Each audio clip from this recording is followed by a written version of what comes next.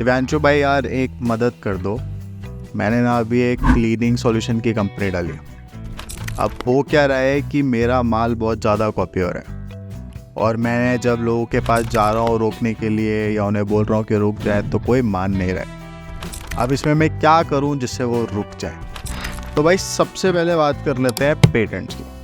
अब पेटेंट्स होते क्या?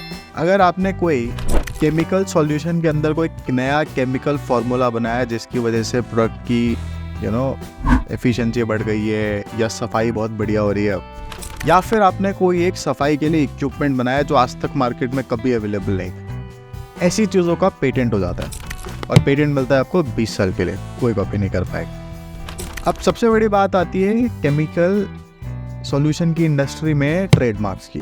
अब ट्रेडमार्क क्या होता है? आपका ब्रांड नेम। लाइजॉल की बात कर लेते हैं, हार्पिक की बात कर लेते हैं, और हमारे एक बहुत ही अजीज दोस्त हैं जिनका कंपनी का नाम है क्लीन फिक्स, वो भी ये काम कर रहे हैं। तो ऐसे केस में होता क्या है कि आप किसी के दूसरे नाम को कॉपी करना चाहते हो जिसकी वजह से आपकी सेल बढ़ जाए, और इसी चीज़ के लिए आप ट्रेडमार्क कराते हो ताकि वो रुक जाए।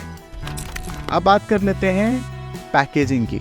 कई बार आप जब देखोगे ना तो बहुत ही बढ़िया बढ़िया डिज़ाइन के ना इक्विपमेंट्स आते हैं, ठीक है। बोतल का स्ट्रक्चर आता है, लाइजॉल की बोतल का स्ट्रक्चर अलग होता है। ऐसे केस में जब आपके पास डिज़ाइन का फ़ायदा होता है तो आप डिज़ाइन ले लेते हो, जिसकी वजह से आपकी मार्केट वैल्यू या उस प्रोडक्ट को देखते ही समझ में आता है ये ना ये वाली कंपनी का प्रोडक्ट। अब इसी के साथ बहुत ही इंटरेस्टिंग हो जाता है कॉपीराइट। अब कॉपीराइट में ना दो चीज़ें आती हैं, ठीक है। एक तो आपका कोई भी आर्टिस्टिक वर्क हो गया, और जो आपने लोगो और लेबल बनाया है उसकी प्रोडक्ट लेबल और पैकेजिंग।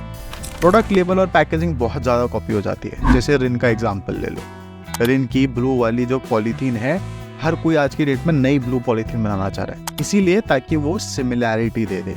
तो ऐसे केस में आप क्या करोगे? आप या तो उसका ट्रेडमार्क कराओगे और साइड बाय साइड कॉपीराइट भी कराओगे, जिसकी वजह से आपकी कोई प्रोडक्ट लेबलिंग और पैकेजिंग को कॉपी ना करे। अब अगर आपको ऐसा लगता है कि कोई भी रिवर्स इंजीनियर नहीं कर पाएगा आपकी इन्वेंशंस को, तो आप उसको ट्रेड सीक्रेट रख सकते हो। जैसे कोको कोला ने रखा हुआ है, KFC ने अपनी स्पेशल डिशेस को रखा हुआ है।